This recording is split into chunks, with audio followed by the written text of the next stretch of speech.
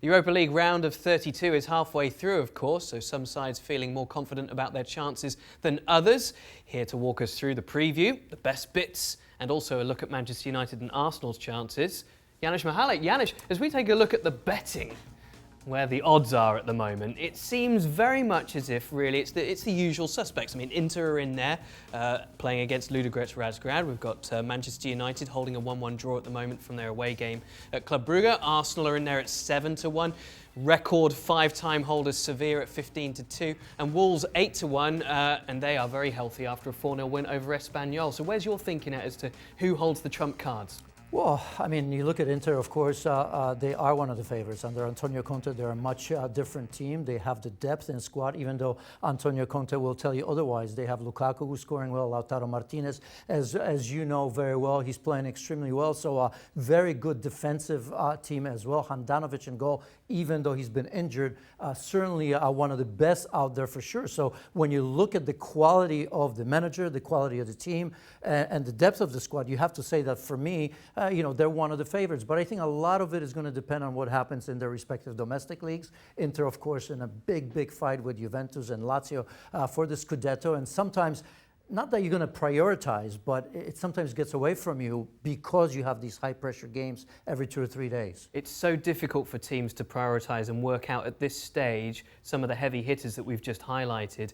where they're best off placing all of their resources going forward. You know, the likes of Manchester United on the cusp of Champions League football. Of course, there's Champions League football available to the winner of this tournament. So where do some of these sides look to go at this juncture in the season? Manchester United and Arsenal very much in an uptick of form at the moment, league-wise.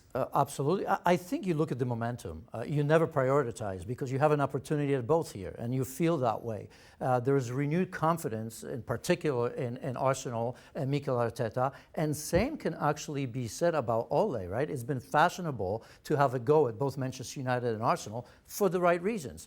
But it's also, I think, important for us to admit that given the talent that they have, regardless of which players are here or missing for both sides, I think when you look at the results and the way they're playing as of late, I think you say to yourselves, we have a chance in the Premier League, both Arsenal and Manchester United, specifically with the fact that you're going to wait around to see what Manchester City situation is going to be like, because that's an extra spot, if you will. And you also say to yourself, yes, we can negotiate ourselves into the semi-final or maybe even the final of the European Championship. So momentum is going their way in terms of Arsenal and Manchester United.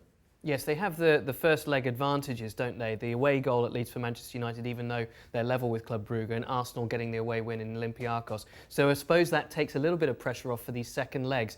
Do you expect Ole Gunnar Solskjaer, for example, to change a lot into this second leg, or do you think he'll try and keep the same team going? Of course, he played a strong side.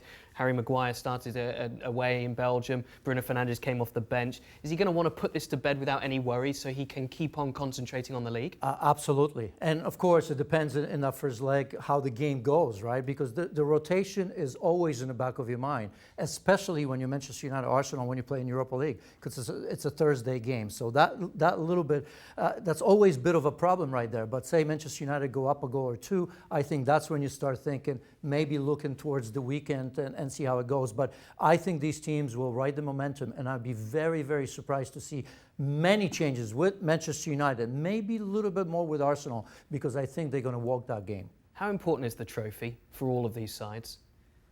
I mean, we know it's now been a number of years since the old UEFA Cup. The Europa League is much maligned in some quarters because of a little bit of schizophrenia, and you're never sure how serious sides are going to take it. But in terms of getting a trophy, a European trophy, United landed it a couple of years ago. It's been a long time for Arsenal. Yeah, well, I think it is because it's part of that rebuild, right? And let's not forget, I mean, I don't want to get ahead of myself how great Arsenal and Manchester United are, but there are signs that they're getting better. With Arteta, I'm super excited. I think what he's doing is going to pay dividends as you go. With Ole Gunnar Solskjaer, for me, it's a game-to-game. I think we're going to be here again talking about, my goodness, is Ole Gunnar Solskjaer the long-term solution, which in my view he isn't. I think he's doing a good job, and I think he may actually put a team I don't want to say on the platter, but in a decent position for somebody else to build upon, right? For Arsenal, I think they'll go for it because, trophies are important. And I think, again, being in the Champions League is very important as well. So you have 2 chances here. Yeah, and of course, Arsenal one step away last time. Let's see how close they go this time. It's a fascinating round of 32. And of course, it gets very heated in the round of 16 once these ties are decided on Thursday. Well, thank you very much for watching ESPN on YouTube. For more sports highlights and analysis, be sure to download the ESPN app. And for live streaming, premium content, and let's not forget as well, ESPN FC 7 days a week. Subscribe to ESPN+.